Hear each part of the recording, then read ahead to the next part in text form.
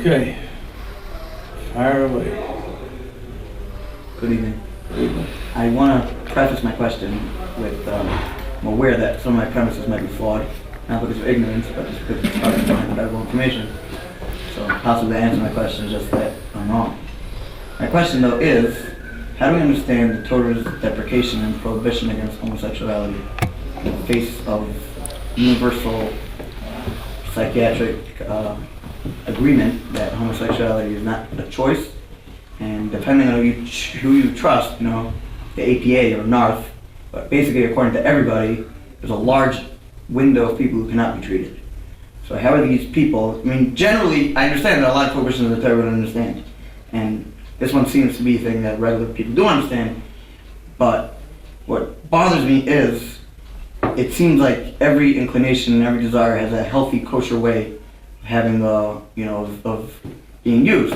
If there are certain people that have no choice, doesn't seem consistent with the other prohibitions in the Torah.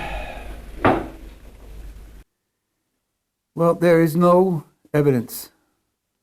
There's no evidence that there is no choice. There's no evidence. Of course, you have to distinguish between no choice about having a desire versus no choice about your behavior. It may very well be that people have no choices, no immediate choices, no snap of the finger choices about certain desires. Maybe long-term programs could change a person's desires.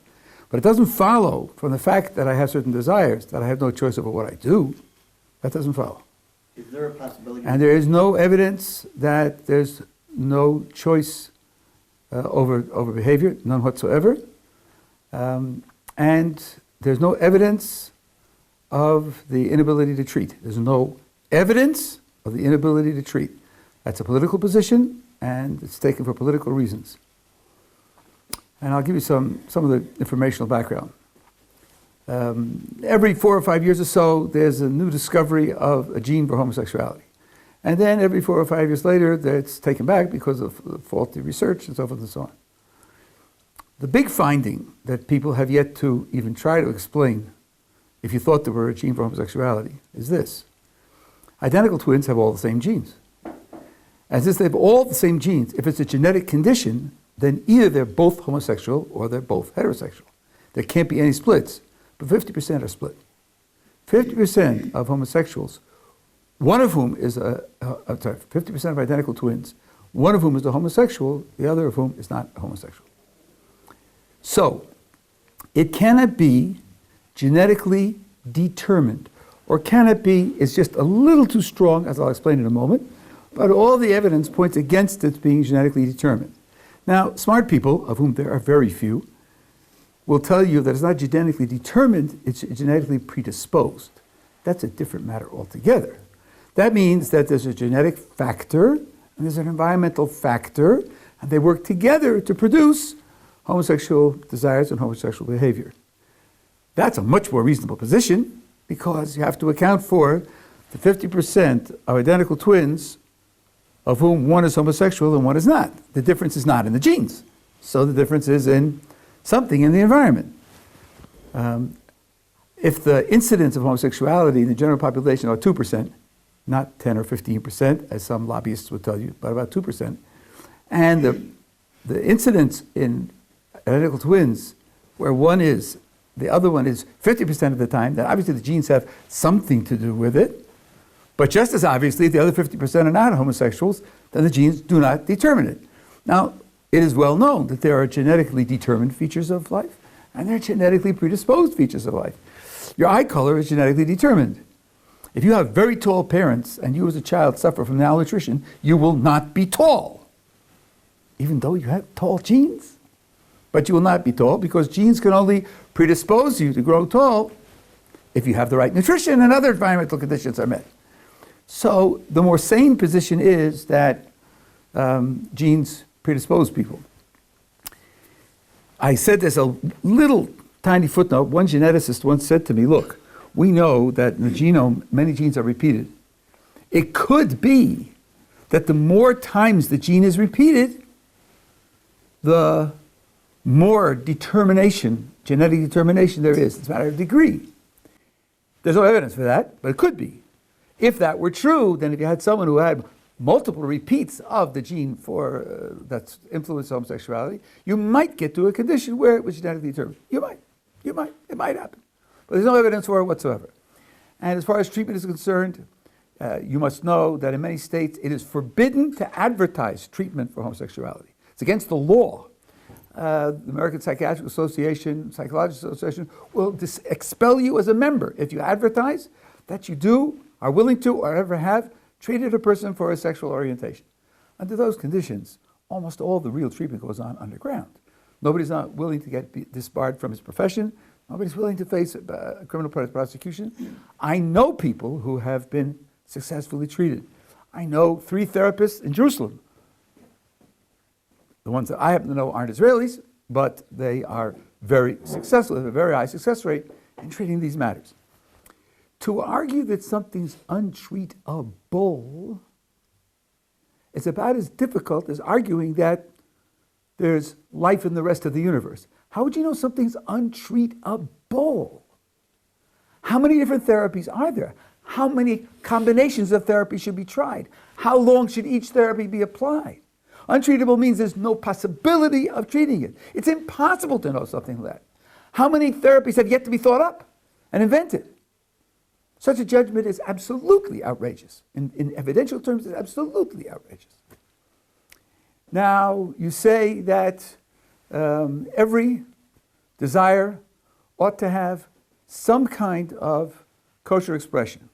So first of all, what you are admitting is, and agreeing to, I don't take this as a damaging admission, I think it's a wise admission, that for every desire there can be many, many forbidden expressions, and that's perfectly okay. That's perfectly consistent with our lifestyle. There are men who are consumed by lust, and his neighbor's wife is just the ideal that turns him on. Too bad. No one's plumping for his freedom. No one's mourning over his loss of freedom that he can't have his neighbor's wife. We say, it's too bad. The genes program you or influence you not only from the neck down, they also influence from the neck up. And the genes influence the development of a brain that can understand what the options are, what the values are, what the consequences are, and can exert self-control. There are people who actually study for exams not the night before. Even though there's tremendous temptation, they overcome the temptation because they want good grades. They want to get into medical school. So they control their desire to do something else. We all know that. So the fact that there are desires that are directed naturally to objects that are forbidden, that's the Yetzer Hara. That's the ball game for our world. There are even people who are put in a position where they can't marry anyone at all. A man is a chushavka, has an injury to the reproductive organs, can't get married. Anybody, period. So they say, well, that can't be a right mitzvah. That can't be true. God couldn't have intended that. Why not? Who are we to tell God what he intended?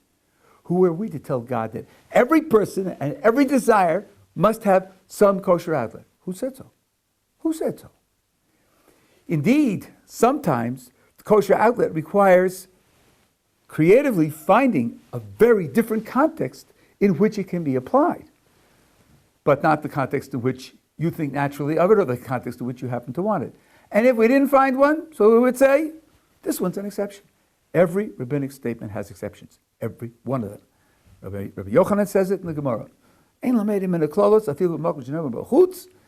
when the statement in the Gemara gives exceptions, there are other exceptions that it didn't mention. So I'm not committed to any universal principle that every desire must have a kosher expression. Here's one that's challenging. In Mishlei it says, "Ma'im gduvim yumtaku." Rav Dessler writes about this at length. Stolen waters are sweet. A person who wants to do something because it's an aveira. Because it's an aveira. The minute because mutter doesn't want to do it because he's rebellious. And he wants to express his rebellion against God. Camus, the great French philosopher, maybe great isn't the right word, said, if there is a God, I spit in his face. Okay. Must that desire have a kosher expression? Maybe not. Maybe not. There's such a thing as a perverse Yetzer Hara, where the Gemara says that the Satan ultimately will be shechted and killed. Maybe that one doesn't have a kosher expression. So I'm not bound to that idea. And the evidence that it's not treatable is non-existent. The evidence that you have no free will is non-existent. And here's one way, I think, to just indicate that the idea of free will in this context is not simple. Let's imagine that a person is not controlling his homosexual desires, and he has homosexual liaisons and so forth and so on. Now, suppose I find out about this, and I engineer that in the middle of one of these liaisons, 6 people from the street walk into the room. What will he do? Just keep going because he's out of control? Probably not. Probably, first of all, he's going to beat up the 6 people. He's going to be very angry. And he'll be embarrassed. And he don't want any pictures taken and put up on YouTube. And look, why? He's out of control. He's a robot. He's just an animal. No, he isn't an animal. And he's not a robot. He's not out of control. And he can take control if he needs to take control. So the idea that these people are simply out of control is not correct. It's just not correct. It's hard, and under certain conditions, they don't exercise their strength of will. Sometimes there are certain things which are temporarily out of control, and you have to work to gain control. Don't we all clap for Lashon Hara every Yom Kippur? And don't we, by January and February, get back into the same habits of Lashon Hara? That doesn't mean we don't have free will. It means it's a struggle, and it may take time, but it is simply not correct. So I think that the premises here are unsubstantiated. And I will end with, I think, the right attitude that we should have towards people who are practicing homosexuality. It depends totally on their attitude. A homosexual who will say, I have a problem, and I'm not succeeding in overcoming it. And I know it's a problem. I don't think there are 612 mitzvahs and God made a mistake on the 613th. No, that's baloney. That's nonsense. That's intellectual suicide. There are 613 commandments. They all come from God. They're all binding, and I am failing to live up to this one. That's fine. That's realistic. All of us take that attitude about Lashon Hara. We're very forgiving of ourselves for Lashon Hara. Look what the Sfarim say about the severity of Lashon Hara. In certain respects, it's compared to murder, idolatry, and sexual immorality. It's a terrible thing. But we forgive ourselves. We don't claim that it's okay. We don't say that God made a mistake in that mitzvah. We don't set up the lobby for free Lashon Hara speech. We recognize that it's a problem. We admit failure, we admit guilt, and we try to work on it as best we can. A homosexual takes that attitude, seems to me, should be accepted as a member of the community. If he takes that attitude, he's not going to advertise it. Why would he advertise it? I don't advertise my Lashon Hara. If I find that I'm guilty of it, I try to keep it a secret. I don't want to advertise the fact that I'm a failure. But a person who thinks that God got it right 612 times and failed the 613th, he's out of phase, he's politically incorrect and all the rest, and he's lobbying for equal acceptance, that person is an epicurus. There are 613 commandments, not 612. A person who rejects any element in the Jewish tradition on the grounds that it's not genuine, it's not right, and God made a mistake, is an epicurus. He's a heretic, and he has no standing in any Orthodox, any traditional Jewish community. He's simply written himself out of the community. Does that mean he's going to suffer, what do they call it? I'm so irritated by these buzzwords, I often forget them. Where your beliefs and your practice conflict with one another, and you suffer from the conflict, and you suffer from the tension. Huh? Cognitive dissonance, yeah, cognitive dissonance. But that's true, he'll suffer it. Okay, welcome to the club. We're all failing in many areas. Every Jew who ever lived failed, and we deal with our failures. If we're healthy, we recognize them as failures, and we work to try to improve ourselves. I have a whole share on homosexuality. It goes on for an hour, and I'm not going to do the hour now. But that's some of the relevant information. I want to say one more thing. You mentioned the APA, American Psychiatric Association. In the 70s, they took a vote, as you said, this is old news, the 70s, that homosexuality is not a disease. The thought is, they're the experts. And if the experts say that it's not a disease, so then the best opinion is that it's not a disease. Of course, the vote was fairly close, something like 55-45. Okay, in an election you call that a landslide, but as far as the percentage is concerned, it's not an overwhelming majority, but that was something like that. But notice that whether or not something is a disease is in part a value judgment. Diseases are bad by definition. If a person has a disease, he's in an unfortunate situation, it's a mitzvah to help him. It's a positive value to help him. If something is a disease, then it's worthwhile to invest resources in trying to study it, analyze it, understand it, to cure it. People who have a disease are in an unfortunate condition. When the APA voted that it's not a disease, 90% of the research funds for homosexuality disappeared. Why would I spend money on something that's not a disease? There are plenty of people with real diseases and suffering. Do something for them. But now, are psychiatrists experts in making value judgments? I don't think so. Some people claim they're crippled in making value judgments. I'm not sure I would go that far. But they're certainly not any better than bus drivers in making value judgments. They may have more information, but they're not better at making value judgments. So I don't think we should be influenced at all by the fact that a small majority of the psychiatrists tell us that there's nothing wrong, nothing bad about being a homosexual. That is something for which they have no authority whatsoever. That's something about which we have to make up our own minds. Okay, yeah. In most responding, it talks about controlling your actions, and that if you see something inappropriate, look away. But it also talks about controlling your thoughts. Now, how does one go about controlling your thoughts? This is a very interesting question. How do you go about controlling your thoughts? There is a story that the Baal Shem Tov, on his deathbed, said, I want to give you some advice about choosing a new Rebbe. Ask him if he knows the secret of controlling thoughts. And if he says yes, dump him. Dump him. The normal feeling is, I can't control what thoughts occur to me. I may learn to be able to control what I do with them. So, for example, the Baal Shem Tov said, someone asked him, what happens if I have foreign thoughts during prayer? This fellow who asked the question was a lumber merchant. And he said, I'm davening, and I found myself thinking about the warehouse of the lumber and the tracking it down the river and the prices and the investments and so on and so on. So the Baal Shem Tov said, there's no such thing as a foreign thought during prayer. No such thing. You're thinking about the lumber and the warehouse? Welcome the thought. Nothing wrong with it. And ask yourself, where did the lumber come from? From the forest. And where did the forest come from? In other words, the Baal Shem Tov's idea was, whatever occurs to you, make it the lowest rung on a ladder. Your job is to construct the higher rungs to climb back up. Don't push it out. Use it. Use it as a stepping stone to climb back up. By the way, as everyone knows, if I concentrate on not thinking about X, so then, of course, while I'm doing that, I'm thinking about X. And then that's no way to get rid of thinking about X. So one second.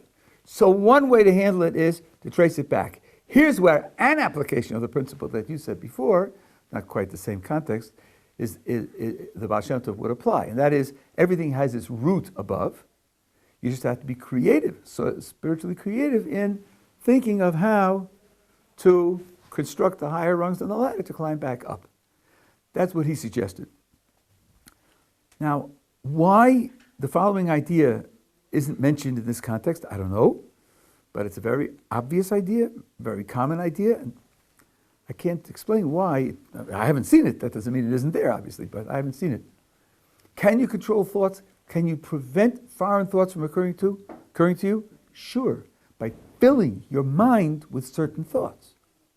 If you fill your mind with certain thoughts, there's no room for the other ones to get in. Now, I'll give you an example. You're learning. You're sitting by yourself with an open sefer and learning. It's fairly easy to become distracted under those conditions. Now picture yourself in a chavrusa, good chavrusa. Everything you open your mouth to say, he's going to shoot down. But it's okay, because you're going to shoot him down also. And it's constant back and forth. Are you distracted then? Do foreign thoughts occur to you then? Probably not. Probably not. Because these thoughts, this focus is so overwhelming that you haven't got room for other thoughts. Sports people, this actually happened to me as well, report that while you're in competition, you don't feel pain. You could sustain injury during the sports contest and you don't even know it. When it's over, then the cracked rib is just excruciating. But when you're trying to make a score, you don't feel it because your absorption in the competition blocks, this is even, it's even been tracked neurologically, it blocks other neural pathways from making it to the brain, and you don't feel anything. So it is possible to fill your mind with one sort of idea, and in that way, other ideas won't occur to you. Now, of course, that's not a universal panacea. Filling your mind 18 hours a day, leaving out the other 6 hours for sleep, with one idea or one set of ideas that's gripping is very, very difficult. So there will be times when that focus is not available. And then other things will occur, and then you have to have the secondary reaction of trying to build rungs to climb back up. So a magic formula for controlling all thoughts, just turn it on and it works by itself? No, there isn't such thing. But there are measures that can be taken, and like everything else in life, with practice, you can strengthen yourself. Yeah. I don't understand that it's a problem with the example, but for something like vivid images, how should we say to embrace that? How would one embrace that? I'm not hearing you. So, for example, what? Vivid images. The problem there will be that you will not be able to control it only to the context in which you function. You tell the person it's okay to think about the lumber, and you think about the forest, you think about where the forest came from. But supposedly he thinks about the lumber, he can't think about the forest. He's only thinking about the closing Dow Jones Industrials, where he has a listing. He can't think about the forest. Then he's lost. Right? Then he's lost. The Baal Shem Tov's strategy only works for a person who has that capability. If he doesn't have the capability, it's not going to work. Now, in order to have a healthy sexual life, a person has to have sexual desire. And although I suppose a person who grew up in a certain kind of sheltered environment and who never was exposed to anything, so then perhaps there's a way to have a healthy sexual life without that. But for many people, that's just not possible. So to simply cut it off entirely, not use it at the right time in the right place, after marriage, when things are appropriate, is something which is conceivable to find a positive use. If in your circumstances you don't find a room for a positive use, then you don't use it. You don't use it. You try to be as spiritually creative as you can. If this particular item outruns your creativity, then you take a negative approach.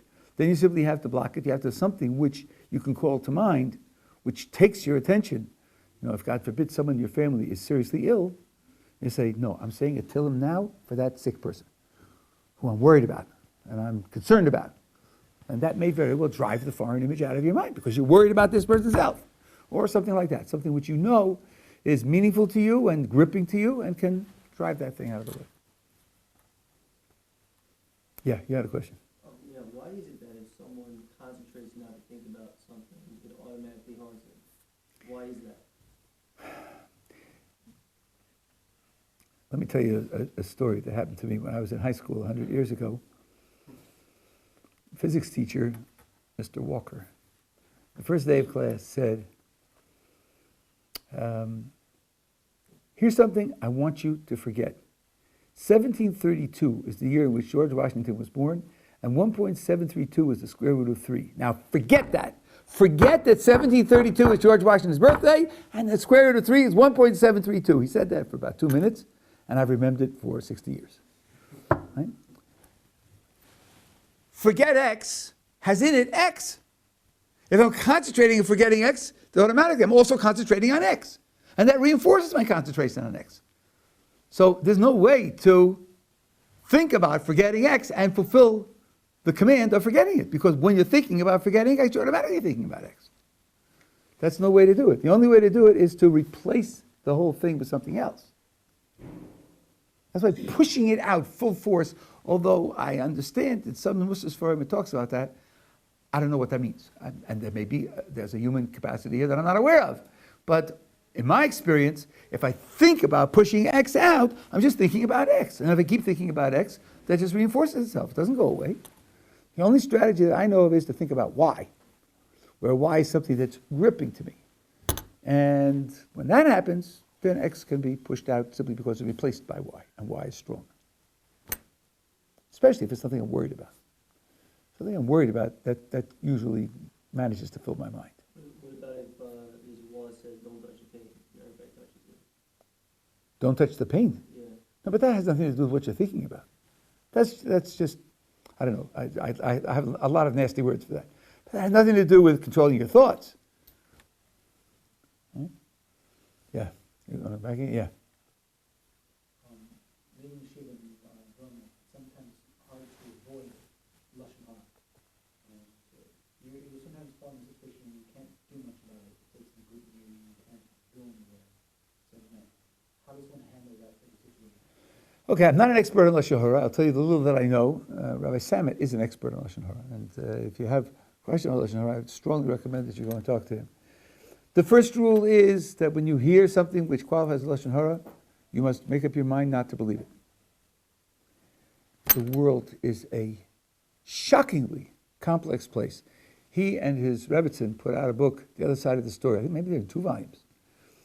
True stories of cases where people witnessed things firsthand and drew conclusions, and they were wrong. And you read a few of those and you think, boy, I better be very careful. 2 women who are close friends, and they always greet each other on the street, and they talk to each other and everything else. And one day one woman was walking down the street, and the other woman walks by. This one says hello. She just keeps walking. What? What happened? Did I miss her birthday? Miss her anniversary? She goes through and goes through and goes through. Can't figure out anything she's done wrong. Well, then what's the matter? Why does she treat me like that? There isn't anything wrong with me. What I do is okay. So then something's wrong with her. If there's nothing wrong with me, there's got to be something wrong with her. Well, that's it. If that's the way she feels. And she made up her mind to break the friendship.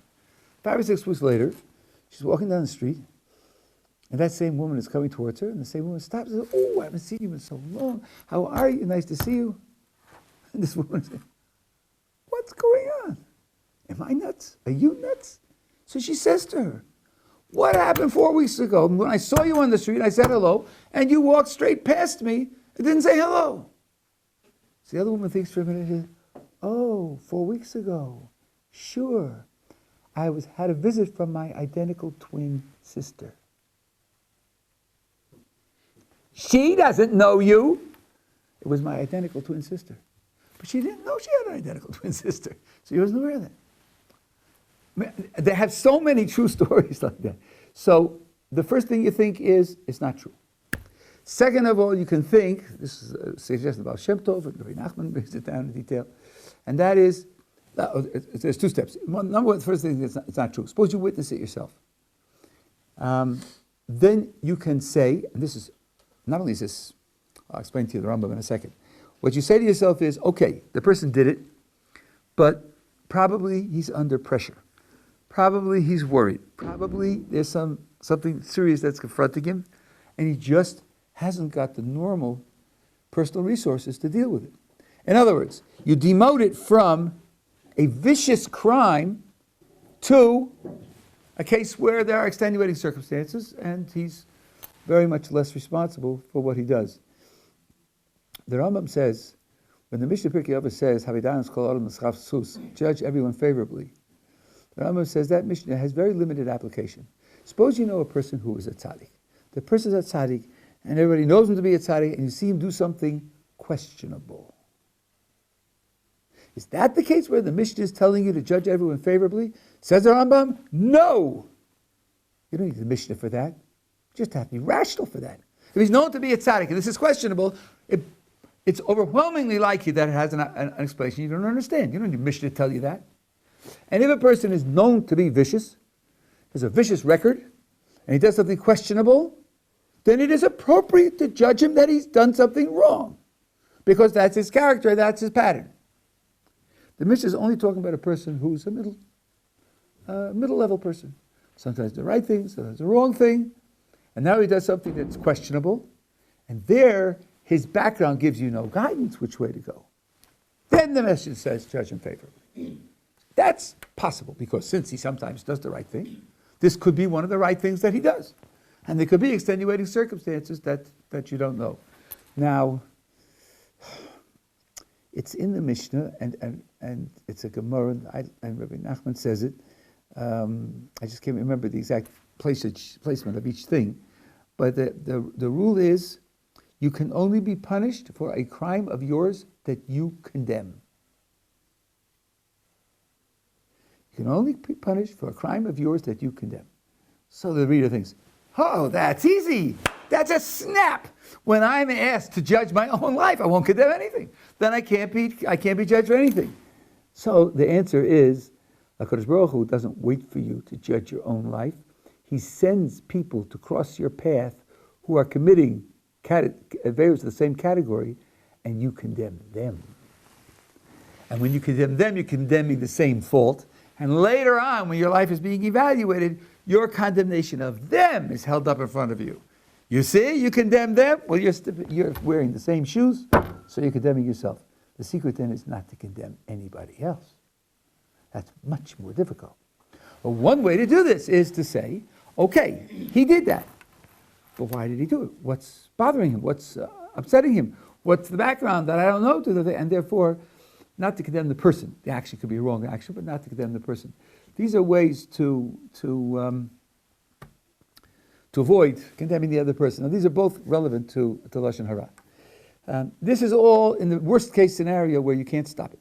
You can't stop it, you can't beg off, can't change the subject. If you know the person well, the person likes you, you like the other person, you have a friendship and you have a reasonably open relationship, you can say, I'd like you to know something. Everybody has their challenges, everybody has their strategy for becoming better. I've decided recently, as my strategy, to try to work on Lashon Hara. I'm asking you to try to help me. I don't expect you to be perfect. I don't expect to be perfect either. But I'm asking you to try to help me. If it happens that a topic of Lashon Hara comes up, I would like to feel open to ask you that we should move to another topic. And you'll understand, it's just your showing sensitivity for my personal project. Understand, there's no judgment there, no condemnation there. I'm trying to do this. By the way, that's my recommendation, talking to your parents about kashrus and all the rest of it. It's what I'm trying to do, and I'm asking you for help in my project. And that might help. But it's not going to be perfect. No one's perfect. I'll say one other thing, and I'll go on to the next question.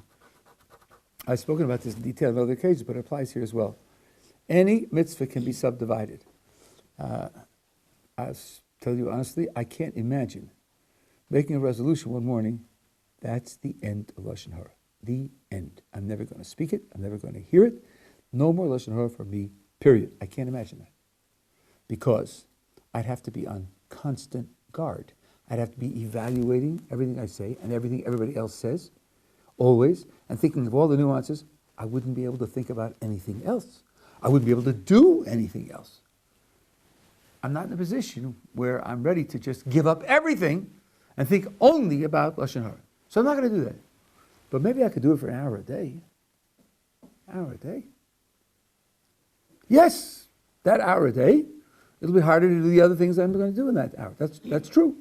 And maybe it'll cost me, but I'll have an hour a day that's Lashon Hara free. That would be a reasonable project. And an hour a day might be too much, so I get a half hour a day. Just to know that I had the consciousness, and I worked on it, and for a half hour, I had a certain amount of success. That's tremendously reinforcing. That's tremendously reinforcing. So I'm not totally helpless. I'm not totally out of control. It is something that I can control, at least locally, and then you can work to build that up. That's another thing you can do. Yeah. And a question on education. You present evidence for Judaism. Why don't you, before going on, and I'm taking this from your speeches and your lectures and your writings, why don't you first present a position for deism to open up the idea of some sort of, I don't know, being in the sky, not necessarily a personal being, but like some sort of like fine-tuning argument or cosmological argument or a discussion of consciousness, to open up the idea of something and then move on to the Kuzari principle, historical Jewish survival, predictions, quality of life. You don't do it. I was curious if there's a reason you don't do it. I know the arguments aren't perfect. There's an accumulative argument I find very, very useful in terms of easing the idea of saying, okay, Hasina, the idea of this being in the sky would want something to do with us. Let me tell you something the Kuzari says. Well, actually, Ibn Ezra, who may very well have been related to Yehuda Levi, they say, I don't think it's documented, they say, reports this, that Yehuda Levi asked, why do the 10 pronouncements at Sinai open up with, I am Hashem your God who took you out of the land of Egypt? Why don't they open up with, I am Hashem your God who created the universe? That's pretty august, creating the universe. That's pretty powerful. You know, if you want a foundation for the authority to command, creating the universe is a pretty strong foundation. His answer is 0.00001% of the population are philosophers. And that's the number of people who can deal with that. Tell people, you're slaves. Every one of you was a slave. And every one of you experienced that slavery. I took you out, so you owe me. That's something everyone can relate to. The Rambam's principle of Dibra Torah Kedoshim B'nei Adam comes from the Kuzari. That the Torah has to speak with a language that people can understand, a whole nation of people. Now, in my experience, the number of students who are interested in deism or not is vanishingly small. Students who come to this yeshiva, or even who come to campus meetings where it's a Jewishly identified campus meetings, are people with a Jewish identity. For them, Sinai is something they've heard of. Jewish history is something they heard of and they think positively about. I'm making contact with their focus right away. If I talk to them, you know, where did the universe come from, and could it have come itself, and isn't there enough design in the universe? 3/4 of the audience will be asleep. They just are not interested. If you have people who have that ability, that orientation, it can be done. I do talk about consciousness at length, both philosophically and scientifically, to show that science can't explain it, and that being the case, there's room for some other elements that aren't in the scientific picture. I think that is important, because consciousness is a big issue today. But deism and the rest, you're right, some of the arguments are not 100% solid, and they're certainly very much debated. The minute I present a deist, a cosmological argument or ontological argument, the rest, the thoughtful student will Google it, and he'll get opinions on all sides of the subject. I'll say, okay, you're giving me a strand, but the atheist has very much to stand on with an opposite strand, and therefore it doesn't have to convince me. I think the arguments that I give, and based on the Kuzari and based on Sinai and the rest, are arguments for which there's no answer. I've been presenting them in public forum for a decade, and there are no answers. So I think that that's why I just, for those who are philosophically minded, they have some purchase. But you know who did this first? The Road Back. That's an ancient book. You can find it in medieval libraries. Who wrote it? Schiller. Schiller. There's a book on the sociology of the Tshuva movement, starting with the Enlightenment and the Tshuva. And he has a short chapter on arguments for the existence of God. He summarizes them, and then he says what you said. Every one of them has opponents, and every one of them has fine points and the fine tuning that needs to be twisted and tweaked in order to answer the objections, so forth and so on. But there are 5 of them. So give each one a 30% credibility. 5 arguments, each of which has the 30% credibility, makes a substantial amount of basis to form an opinion. That's not dumb. It's not dumb. But just that chapter was never cited again. Nobody footnoted it. People I knew who read the book never quoted it, because the vast majority of people aren't interested in that. That's why I do it that way. In terms of the way the track of history is going, my view on things is because of the whole militant atheism movement. Could be wishful thinking, but I've got a feeling that sort of way of thinking and that sort of evidence is going to be more needed in the future, because every Tom, Dick, and Harry I speak to quotes me the God delusion, as it's the new Bible. Yeah. Do I believe in an evolution? And science has disproven God. Do you think there's going to be more of a move towards a more philosophical outlook in the general public? No, there won't be. And the way to deal with the people who quote the God delusion is to say, okay, tell me an argument that he uses, and let's discuss it. 90% can't quote you anything. They read a snippet of a review on Google someplace, and they know the God delusion defeats all the believers. But ask him to present some of the material from the book and defend it. 90% won't be able to do it. And the other 10% will remember something. You can knock it down instantly. You say, okay, you think this is a book that really refutes? Go back and read it again. And come back and tell me the good arguments that he uses, and we'll discuss them. The way to attack them, the way to respond to them is attack them directly. Okay, you've taken a position, you think you proved something, let's see your proofs and see how they stand up. I don't have to give opposing evidence and arguments from my side. I want to just show that they are totally incompetent in the things that they say. That's enough for me. I want to destroy their credibility. And it's not too difficult. And it's been done on the net. There are many regular reviews of this stuff. It's just, it's hopeless. Yeah. When should one start learning about how to become a parent? And whatnot?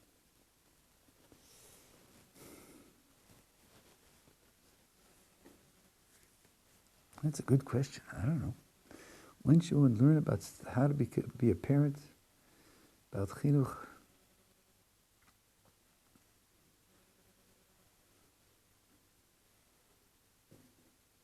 I have no idea. That's a good question. I haven't got a clue. I think it was with Scheinberg, Stefan Rocha. Parents came to him with a 6-month-old child and said, when should we start the chinuch process? And he said, how old's your child? 6 months? You're 6 months too late. So chinuch is something, and when you will be a parent, in Yis Hashem, if you have your eyes open, you will be astonished at the capacities that children have. Astonished. You will be astonished at their passive vocabulary. A child who can speak 6 words, you tell him, get the ball under the bed in your sister's bedroom, he'll go and get it. Because his passive vocabulary far outreaches, and the child will do things that you never dreamt he could do. Our oldest was a year and a half, and my wife and I were home, and we went into the next room to do something, wash the dishes, whatever it was. We came back 10 minutes later. We found our oldest son sitting in the middle of the dining room table drinking a cup of coffee. He had climbed up on the chair, and from the chair onto the table. We didn't know he could climb at all. And we found him in the middle of the dining room table drinking a cup of coffee. That happens all the time. So the idea of chinuch now, chinuch is not uniform, and there are lots of different opinions. And probably you need to get some idea of what the various opinions are. And this is something you will discuss with your spouse so that you can have an agreed upon kav. It would be terrible to have 2 different educational policies. Sometimes husband and wife play a good cop, bad cop routine on the children, which isn't always bad, where it seems to the children that they have different policies, but it's very important they shouldn't have different policies. They should agree on the measures that should be taken. And that may mean they should read books together and discuss them. If they see them in different ways, they should have someone whom they trust they can go to and say, look, he feels this way, I feel that way, and how should we deal with situations as they arise? Different children will need different treatment. We have large families, Baruch Hashem. It is, I would say, very common that there are 1 or 2 children you just don't get. You don't get them. You don't know what makes them tick. Your responses to them don't get the results that you would like. They don't get the results that those responses got with other children, in the family, out of the family, and you're just at your wit's end. The only strategy I know under those conditions, and this takes from a parent, it takes maturity and self-sacrifice and the endurance of pain, is to say, I can't help my child. So I have to find somebody else to help my child. And that may be the kindergarten teacher, or it may be an uncle, or it may be an older sibling, or it may be a sibling of mine, an uncle, an aunt to the child, and say honestly, I don't understand this child, I'm trying to react, and I don't get the results that we need, and I'm asking you, if you understand him, if you think you have rapport with him, to take a hand, because I can't handle it. God forbid that a person should say, it's my responsibility and I have to do it, and it's only my job, and the child goes down the drain. And I think that happens. Very often you have children who have serious difficulties in a family with 9 children, and 8 of the 9 children are fine. That can't be because the parents are neglecting the children. It can't be because the parents are victimizing the children. If 8 out of 9 children are fine, then presumably the parents are doing okay. But they don't get this one. They don't get him. The person has limited psychological insight, limited psychological resources. And there can be a child who just is off the page. You just don't get them. So then you have to try to enlist help from the outside. I don't mean necessarily professional psychological help and counseling, but it's somebody else who might have rapport with the child and help the child. There are many cases where that works. But when to start thinking about it, I don't know. It's very complicated because, as you know very well, you're learning full time, and you have to invest in the amount of learning that you can do. At what point, child rearing should become a subject that you read about and think about, discuss and study.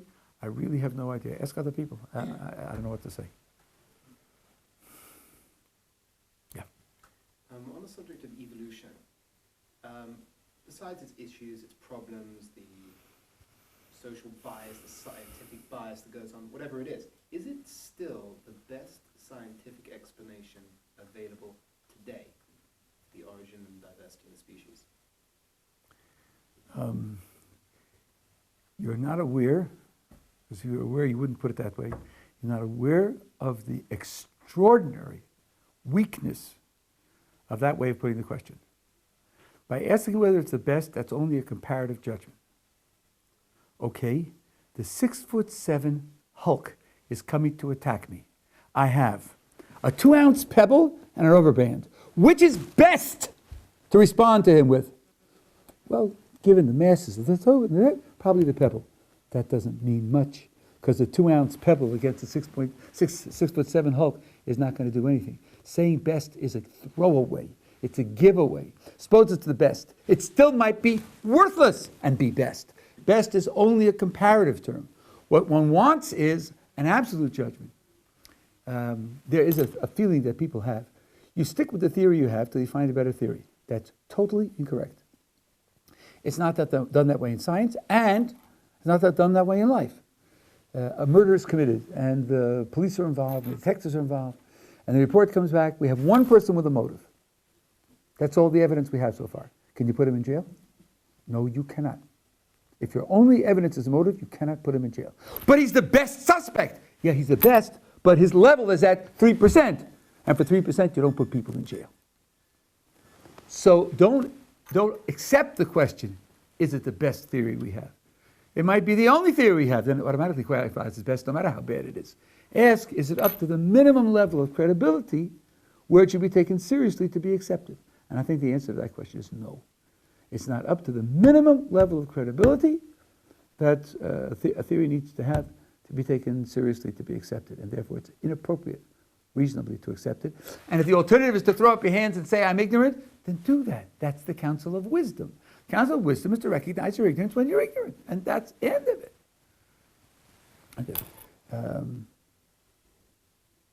And the argument that it's not worthy of credibility, which I've given many times, and it's not mine, there's a whole chorus of people out there saying it, is this. Any accidental process, by accidental I mean unfocused, unmanaged, uncontrolled, uncreated process, if you claim that that process produced a result, in order to take you seriously, I have to have a probability. I have to know that the probability is not too small. Okay, I have 3 minutes, 4 minutes, I'll do this because this is very important to keep in mind. I've added something to the old version. I'm going to do a demonstration for you. I have a pole, and on the top there's a pivot that goes around 360 degrees, and I've attached a gun to it. 50 yards away, there's a target of 1 foot in diameter. I spin the pistol on the pole, and as it's spinning around, it fires 1 shot and hits the target. 5 times in a row, I spin it, and it hits the target. So you ask me, how does it do that? And I say, I'll tell you how. It has a laser beam, and on the target there's a reflector for the laser beam, and it has a very finely crafted hair trigger, so that when a reflector comes back from the laser beam, it fires. And that's how it hits the target. Now, you don't know what I'm telling you is true, but it's certainly a reasonable explanation. If it really has a laser beam and it really has a hair trigger, then that's the kind of thing that could make it hit it 5 times in a row. So as I say, how did it happen 5 times in a row? I don't know, it was an accident. I just spun it around, and it has a random number generator which determines when it fires, and it fired at random 5 times in a row. I don't think you'll accept that. You say that's just too unlikely to be credible. I don't accept that as a possible explanation. 5 times in a row, 50 yards away, 1 foot in diameter, that's not going to happen. Okay, now, that means to make up your mind whether to accept the explanation, you need to know what the probability is. If it's high enough, you can accept it as a plausible explanation. If it's too low, you won't accept it as an explanation. Suppose they do not have a probability to give you. They say, here's a scenario. This scenario would produce this product. What's the probability that this scenario produce this product in the frame of time that we have available? Don't know. Then you don't have enough information to make up your mind whether to accept it or not. Without a probability, you don't have enough information to make up your mind. And therefore, you shouldn't make up your mind, because you don't have the information to make up your mind.